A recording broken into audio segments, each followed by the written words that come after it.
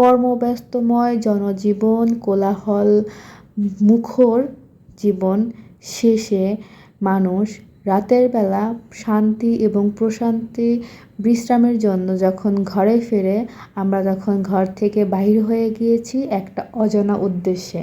সেটা হচ্ছে চায়ের দেশে শ্রীমঙ্গল এক্সপ্লোর করতে। হ্যালো এভরিওয়ান, সকলকে ওয়েলকাম জানাচ্ছি আমার নতুন আরও একটি ভ্লগ ভিডিও দেখার জন্য। রোজার মাস, ঈদ আমার এদিক সেদিকভাবেই কেটে গেছে। আমি একটা ঘোরের মধ্যে ছিলাম, একটা বদ্ধ জীবনের মধ্যে ছিলাম। ঈদের দিন পর্যন্ত আমাকে ডিউটি করতে হয়েছে এবং সেইটার একটা ট্রমা ছিল আমার।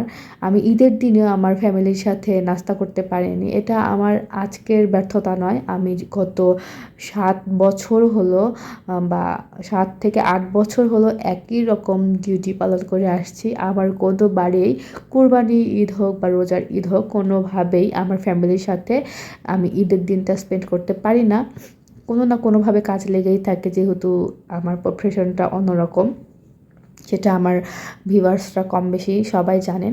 এই জন্য আমি ঈদের পরে ছুটি নিয়েছি টানা কয়েকদিনের, কারণ আমার এলাকা থেকে সিলেট শ্রীমঙ্গল অনেক দূরে। দিন যেয়ে দিন আসা সম্ভব নয়।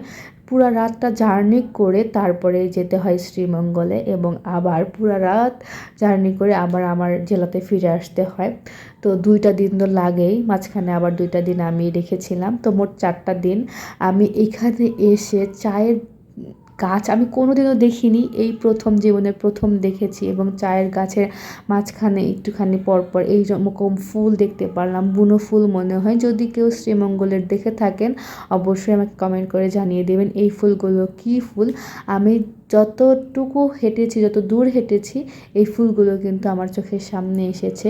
আমি প্রথমবার দেখে একটু তুলে নিয়েছিলাম, মানে ঘ্রাণ শুঁকছিলাম, কিন্তু এটার কোনো ঘ্রাণ নেই। দেখতে অনেক সুন্দর, আমি মনে করেছিলাম হয়তো বা 2-1টা, কিন্তু না, পুরো ছোট ছোট টিলাতে চায়ের বাগানের পাশেই এই সমস্ত অনেক গাছ আছে। যাই হোক, চা গাছ দেখেছিলাম না আমি কোনো দিনও, এইবার প্রথম দেখে আমি একদম পেয়ে গিয়ে আপ্লুত হয়ে পড়েছি।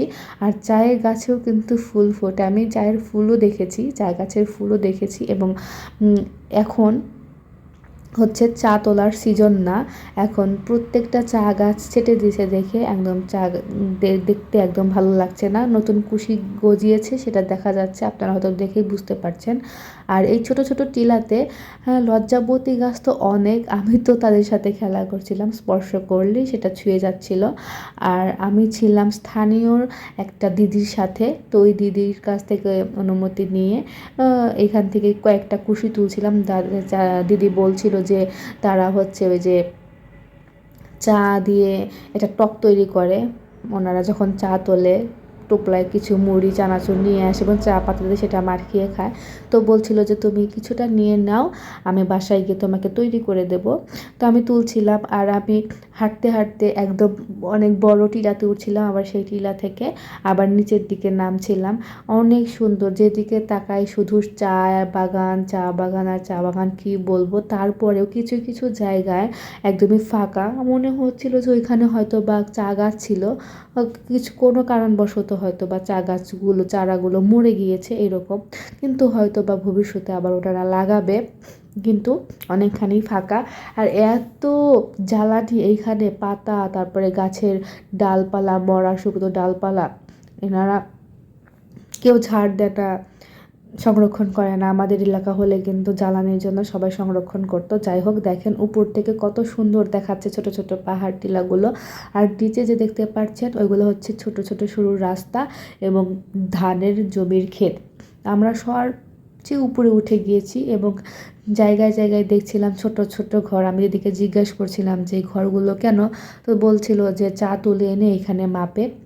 আর 123 কেজি হলে হচ্ছে ওনারা 123 কেজি না 23, আমার সঠিক মনে নেই। ও হ্যাঁ, এখন মনে পড়েছে, সেটা হচ্ছে 23 কেজি পাতা তুললে 170 টাকা হচ্ছে তাদেরকে দেওয়া হয় পারিশ্রমিক। আমি তো শুনে অনেকটাই অবাক হয়ে গিয়েছি যে এত পরিশ্রম করার পর। এই যে হচ্ছে দিদি, এটা হচ্ছে পাহাড়ি ছোট্ট ডালা বা ঝিরির পানি, ওনারা বলে ঝিরির পানি, একদম পরিষ্কার। এখানে প্রচুর আয়রন, এই ঝিরির পানি দিয়েই তারা কাজকর্ম করে থাকে, সেটাই বলছিল আমাকে। আর এটা হচ্ছে একটা পেয়ারা আনারস মালটার বাগান, আমরা ওখানে যাচ্ছিলাম, ওই দিদি এখানে কাজ করে। এই জন্য দিদির কাছ থেকে আমি অনেক কিছুই শুনতে পেরেছিলাম। দিদিকে বলছিলাম যে দিদি আমরা কি এসে এখানে চাল তুলতে পারবো? বলেন না, আপনারা পারবেন না। এটা হচ্ছে অনেক আগে থেকেই, যখন আমি ওনার কাছ থেকে শুনেছি, জানি না কতটুকু বাস্তব। ব্রিটিশরা যখন এইখানে ছিল তখন ইন্ডিয়া থেকে কিছু লোক এখানে এসেছিল, তাদের সব প্রথম থেকেই কিছু কোম্পানি তাদেরকে জায়গা দিয়েছে থাকার জন্য, এবং তাদেরই স্বজাতির মধ্য থেকেই চা পাতা তোলার রাইটস আছে। এরকম অনেক লাখ লাখ আছে, তারা এরকম চা পাতা তোলে। ওখানে শ্রীমঙ্গলের স্থানীয় যারা, তারাও পাতা তুলতে পারে না। দিদিদের মতো যারা স্বজাতি, তারাই এরকমভাবে তোলে। তাদের প্রত্যেকটা পরিবার থেকে একজন করে হলেও চা পাতা তুলতে হবে, এবং তারা সেই জায়গা থেকে অন্য কোথাও যেতেও পারবে না, বা অন্য কোথাও গিয়ে চাকরি করতে পারবে না, এরকম তারা ওখানেই থাকে। ওই অল্প টাকার মধ্যে, সীমিত টাকার মধ্যে তারা অনেক সুন্দরভাবে নিজেদেরকে মানিয়ে নিয়েছে। আর এই যে মাটির রাস্তা দেখতে পাচ্ছেন, এটা পাহাড়ের পর পাহাড়, ছোট ছোট টিলা আর কি।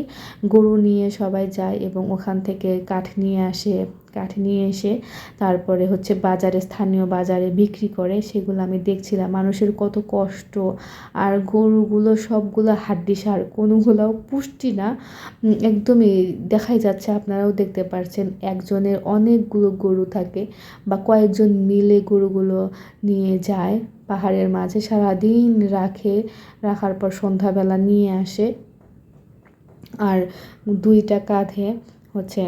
কাঁধে হচ্ছে একটা বড় বাঁশ থাকে, বা একটা গাছের মতো গুঁড়ি থাকে।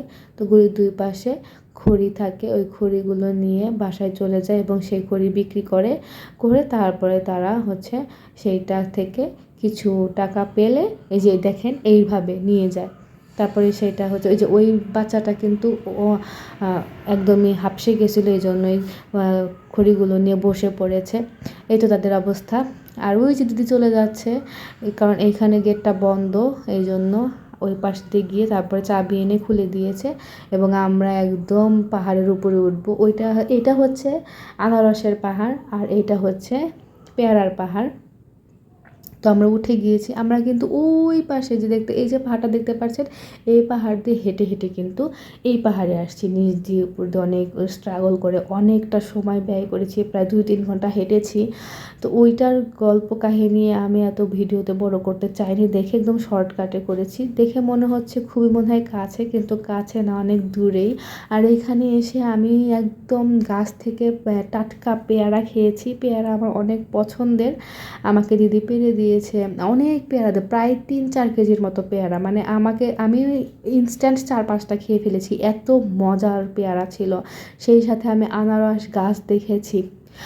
আমি আনারস গাছ বাস্তবে কোনো সময় দেখিনি, ছবিতে দেখেছিলাম, এখন দেখলাম, দেখে আমার যে কত ভালো লাগলো। আর নাগামরিচ, এই যে নাগামরিচ এখানে বিক্রি করে পাইকারি, 1 পিস 1 টাকা করে। আর এটা হচ্ছে মালবেরি আমি কোনোদিনও খাইনি, এইবারই প্রথম খেয়েছি পাহাড়ি মালবেরি। মানে কি বলবো, আমার যে কতটা এক্সপিরিয়েন্স হয়েছে এই শ্রীমঙ্গলে এসে। নেক্সট টাইমে আরও নতুন নতুন ভ্লগ আপনাদের সাথে শেয়ার করব। আজকের মতো এই পর্যন্তই, মালবেরি খেতে খেতে বিদায় নিয়ে নিচ্ছি। আল্লাহ হাফেজ।